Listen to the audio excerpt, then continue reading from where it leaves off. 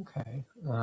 Just beginning with a question about sexual activity and the benefits of a celibate life of all kinds, not engaging in any sexual activity at all. What are the benefits in meditation or others in daily life? And then a follow-up question saying there's a cultural movement encouraging people in that way as more in energy, more focus, et cetera, et cetera.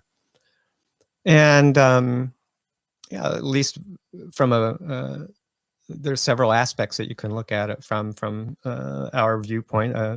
This is a monastic viewpoint that's coming out too. I want to preface it, and that the precepts that we follow as monastics and or renunciate lay practitioners who are on 8 precepts are different from what the Buddha suggested for lay people who are not interested in taking up a renunciate lifestyle at this point.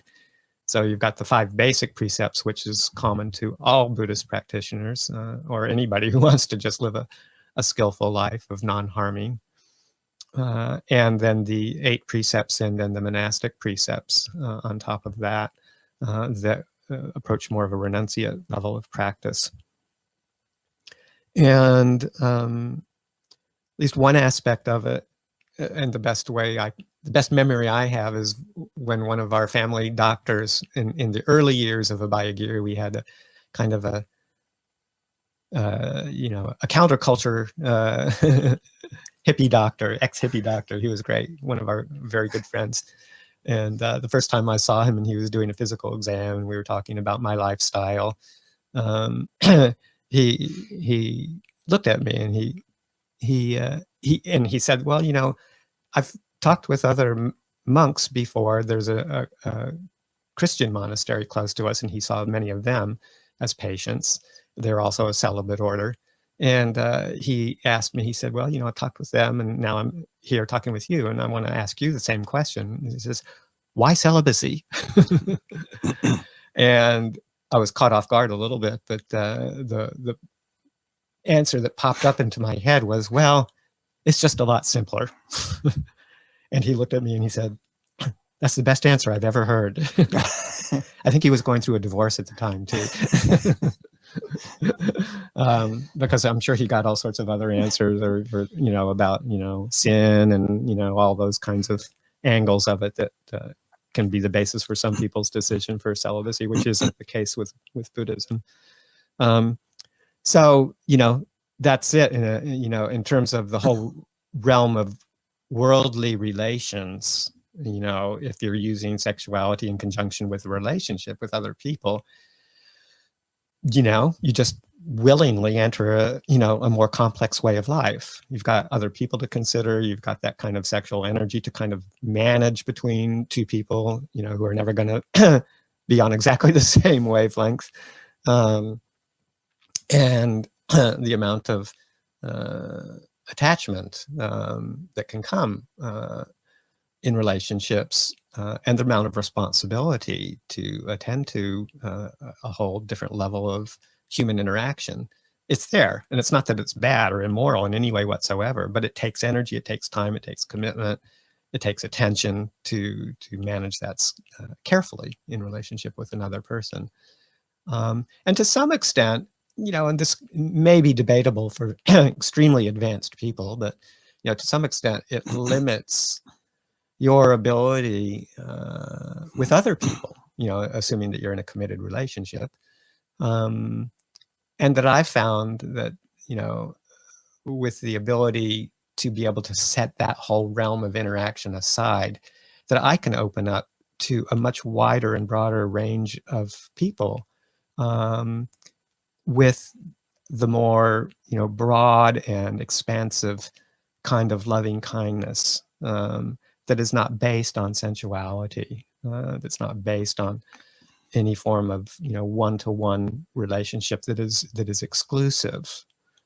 It kind of takes away the exclusiveness out of relationships with people, I find. I'm not saying that's true for everybody, but that's one of the benefits that I've found, you know, in adopting a celibate lifestyle. Is like I can love everybody. I don't have to, or I can try to. I don't have to limit it out of jealousy or fear of what people might think or whatever. So it just opens up a much broader layer of simplicity in my life. In terms of energy of just sexual expression, even without being in a relationship, it's not so easy. It's not difficult. It can be difficult for monastics who have taken that role, or for renunciate lay people who have taken that training on, to kind of set that aside and deal with it. But you see how over time and with practice, it creates just a lot more spaciousness in one's life, not to be controlled by desire. Sexual energy is very, very strong, and it controls us in a lot of ways. It basically, if we are intent on expressing it, it kind of just, it can take over our waking time, and it's just mutually reinforceable. And there's of course the pleasure that comes from sexual activity, and the fact that it's also fleeting, and it's not sustainable, and it's not a basis for long-term happiness. And the best antidote in my mind for dealing with desire is not to just fall to it, or just to buy into it and to reinforce it, but to get to understand it. And over time, you get to learn how to practice with it before it becomes, all-consuming, and before you have to feel like you need to act on it to release, to gratify that desire. So it's a gradual training of actually preventing that agitating quality of craving from actually even manifesting. You don't have to act on it anymore to realize a sense of relief or peace. It just, over time, you gradually realize how you can adjust your way of being and your energy levels to the point where it just doesn't arise, and how much more peaceful that is. At least it is in my experience. So that's just a couple of thoughts about dealing with sexuality, sexual energy. Luang Por, anything to add to that? Yeah, I think, again, the question is right. Yeah, like either both in terms of engaging in sexual relations, but then also in terms of masturbation. A lot of it is just by having a boundary, and it's important that it's taken up as a point of mindfulness and understanding, as opposed to some kind of moralistic. Right. And that's really different from our Western upbringing and from the Buddhist perspective, because what you're doing is creating an occasion for oneself by setting a boundary. Then you are able to see more clearly the impulses and energy and habits and conditioning that the mind is prey to, and that is liberating, to be able to see that clearly. And yeah, obviously, as young monastics, it's pretty uncomfortable, but it's a real challenge. It's a real challenge, but it isn't without fruit or benefit, and the fruit and benefit comes from the increased understanding of the whole nature of desire.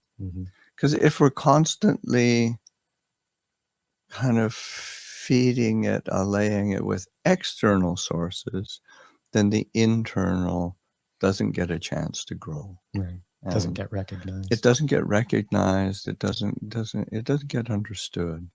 So that's the main, to me, that's the main benefit. Okay.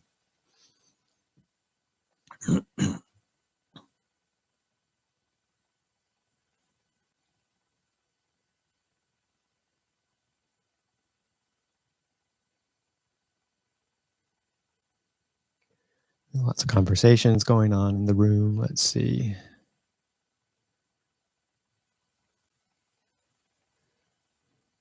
Trying to find questions in amongst the amongst the dialogues. Okay, I think that's one. Yeah. A Thai Like 3 of them in a row there. 3 going down the list. Yeah. Yeah. Okay. Starting with the a Thai friend told me that Angulimala had no bad karma from the killings because his intentions were good. Oh boy.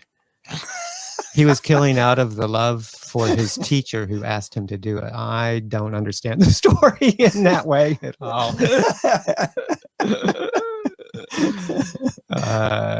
That's not my understanding of the Angulimala story. No, his intentions weren't so good. Just, you can't have a good intention to kill. Yeah. The intention to kill, it's just, I mean, sometimes our motivations are less harmful than other motivations, depending on the level of anger in one's mind. But I don't think, the way I understand the story, that he was doing it completely with love for his teacher in his mind. I mean, there's one rendition of the story that includes the fact that his teacher, told him to do it or suggested he do it. It's a whole long shaggy dog tale from the commentaries. But the truth is that Angulimala was definitely not in a good state of mind when he was doing all of these kinds of things. So I would just, politely suggest that if you talk with your Thai friend again, that maybe they need to revisit the story and get a different hit on that. And then I guess, what do you make of that? And she said we can punish our children physically as long as we do it with love. That's another thing that, it's just, to me, I don't know. I'm not a parent, and I know that, parental frustrations, can go off the chart. I've had one of my best friends, she ended up having 2 kids, and she was one of the most sane, calm, loving people that I know of. And one point in her early motherhood, she and I were talking, and she said, of course I would never physically harm my child, but she said, I sure can understand why some people engage in child abuse. She had an increasing compassion for that situation, even though she knew that it was just incomprehensible to harm a child. But she could understand the level of frustration that sometimes people are driven to. So it's not easy and it's challenging, but I can't personally, not being a child rearing expert, but I can't personally see any justification for physical harm to punishment for children, whether or not we think we've got loving kindness in our heart or not. Doesn't seem very skillful to me. I think that's one tends to look for justification for one's unskillfulness, so that you can logically have a logical basis for your unskillfulness, and the Buddha's very categorical. Into that. No, there are certain actions that when one undertakes them, they do not have good results. And it doesn't matter what your intention is or what your motivation is. It still has unpleasant results, unskillful results. And so it's a and that's something that there's a whole convoluted thread of thought in Christian and Western thought that justifies violence, and you don't find that in the Buddha doesn't support that. Yeah. Because, like, say, with physically punishing a child, even though you may at some point be able to kind of convince yourself that you're doing it with a loving heart, still the intention is to cause pain, as some sort of teacher, to cause physical pain, and that has its own unskillful consequences. Yeah, on both sides. On both sides, yeah. On both sides. Okay.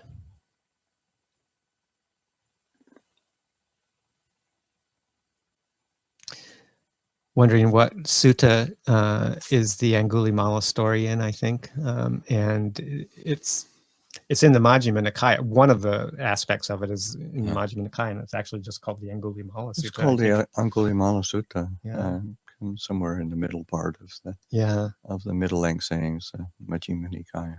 And then I think there's probably references to it. If you go to Bhikkhu Bodhi's translation in the Majjhima Nikaya, there will be footnotes and references to that point to the other more other sources where the rest of the story is fleshed out, particularly in the commentaries. I'm not sure if it appears, some bits and pieces occur in other parts like the Vinaya, or if it's any parts of the story get rounded out there. I don't know. But the basic teachings and the basic thrust of the message is in the Majjhima Nikaya and Angulimala Sutta. Majjhima Nikaya 86. Yeah. Okay. Let's see.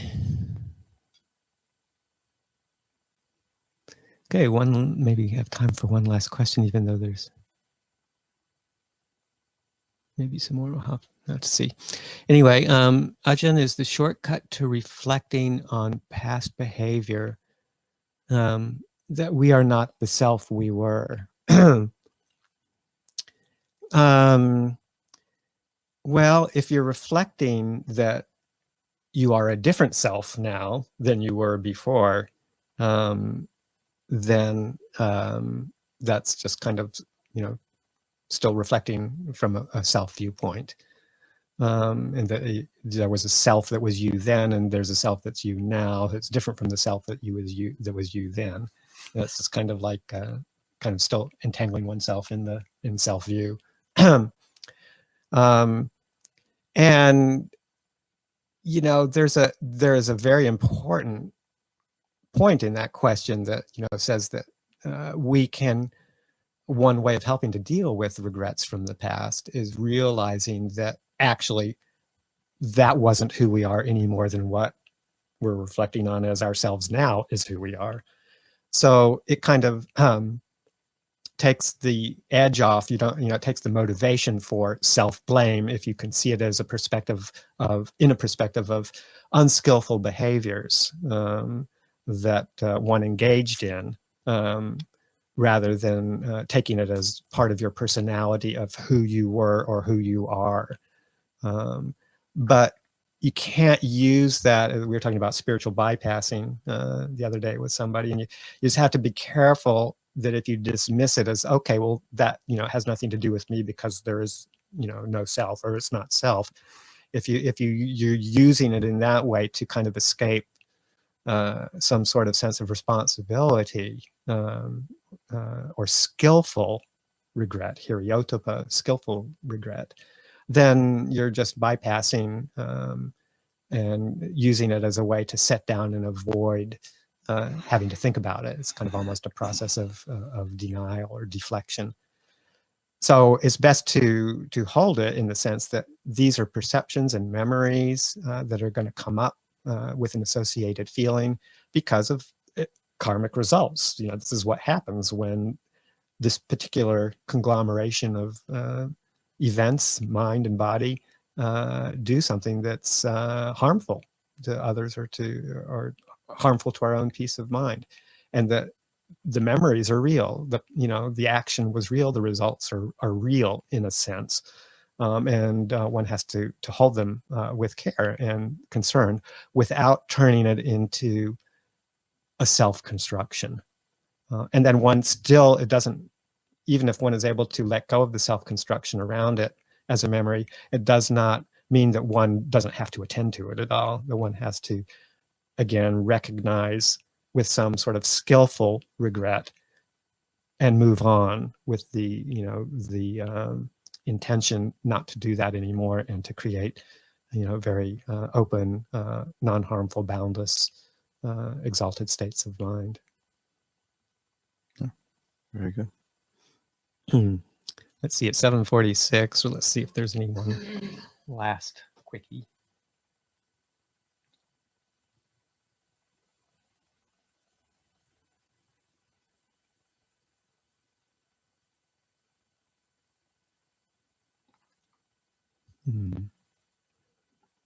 Okay, the last question.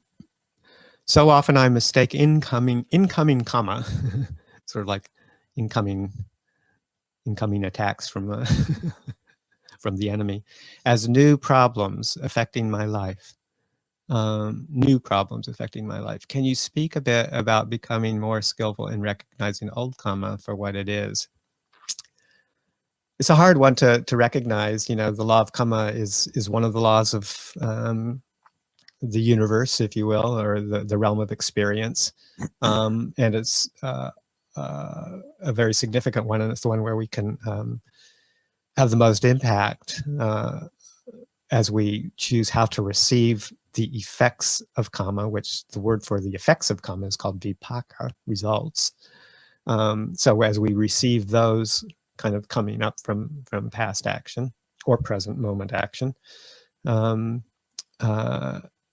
and discerning it from, what are kind of other part of natural laws, like the natural laws of just having been born in the human condition, having biology, having the effects of, external circumstances, genetics, illness, the world around us, weather, even, those kinds of things. Those are all things that affect us, and sometimes they're unpleasant, and it's not always due necessarily specifically to past karmic actions. So you have to, be a little bit discerning on how you use that reflection on karma. And, in some sense, it doesn't really make sense to try and say, okay, what is it that I did in the past that resulted in this particular unpleasant experience right now? Or, try and establish a kind of tit for tat, cause and effect kind of a thing, because one of the teachings from the Buddha is that the law of karma, or the whole experience of karma, is one of the imponderables, and to try and really understand all the ramifications, particularly in relation to any one result, basically is impossible within our human abilities. I think, the way that it's phrased is it'll make your head split open if you try and figure it out on that level. But more importantly, it's just to recognize in any one moment when some possible past karma is coming to fruition. It's difficult, whether or not you know it as the result of past karma or don't, is to know how in that present moment to receive it in a way that is skillful with wisdom, and how to respond to it in a way that doesn't create new karma, or how not to respond to it in a way that creates new karma of an unskillful nature from an unskillful motivation. So it keeps on going back to recognizing what's happening right here, right now in the moment, particularly in the underlying motivations, as something arises, as an unpleasant result arises, and how to hold it right here and right now, and to move on skillfully into the future with it. Final thoughts, Luang Por? Oh, no, 7:50 is my final thought. 7:50, and we're due to go out on alms round this morning. We need to go out on alms round. Yeah. So we'll wrap it up for this morning. And what we were just talking about also, because our dawn is coming up much later these days, and we're having a little bit of trouble getting our morning tea into us before the 7 o'clock thing. This next Friday will be our last Friday session before Luang Por and myself go back to California, and we'll put out more, talk more about it next week, but there'll be a lapse in time before this resumes, hopefully in December. But details to follow on that. And what we thought was maybe just for next week is our final session, that we would start at 7:15 so that we don't choke on our morning tea. So see you next Friday. For all of you Friday morning participants, see you next Friday at 7:15. Okay. Take care, everyone.